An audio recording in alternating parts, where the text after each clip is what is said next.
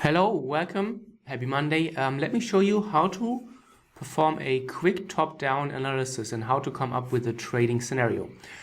We are here on the Kiwi Swiss. Let's start with the daily time frame. So let me blow this up. And what you want to first do is draw support and resistance levels that are close to the current price. So you can see the price is here. We don't need to worry what has happened here at the top. We don't need to worry what has happened at the bottom for now. We only want to see what is close to current price. And obviously here is an important area that has been used in the past. So those highs, they have some confluence here. Here at the bottom of this current range, there seems to be a level not too strong here in the past. And if we look back, yes, there has been a little bit of a supply here, but not too strong. So at least we have those two above and below current price. Then let's take one look further, the next level above and below.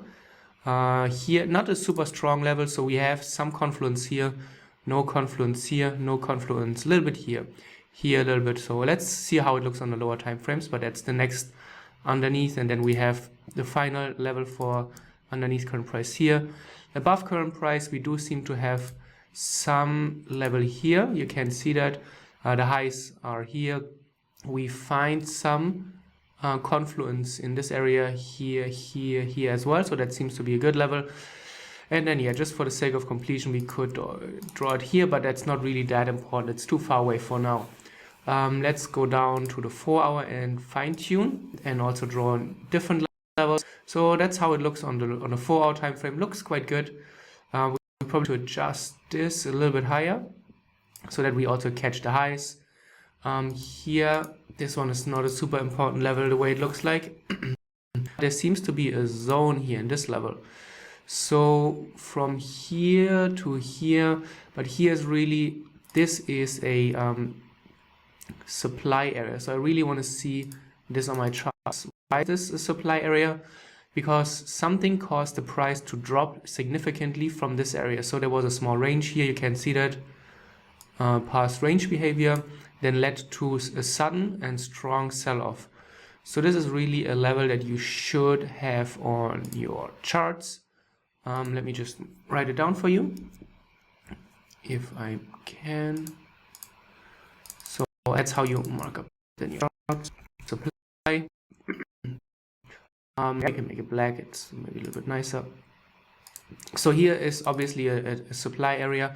And if the market dips into this one, you can expect a little bit of a sell-off again. The next supply area seems to be here in this area, which is just below the top. And that often happens that just below a top or above a bottom, you find another supply. So we have two supplies. And that's also the reason why you never put your price alert or your order right at a level. You always put it a little bit ahead or in front of that. All right, to the downside, that looks good. This level seems all right. We have some confluence here. This one is not too helpful, to be honest. So we can move this here. We need to be aware of whatever has happened here. It's a demand area, so very similar to here as the downtrend. Here seems to be the origin of this uptrending move. So this is a demand area. We need to be aware of this one as well on the way down. So, okay, that looks good.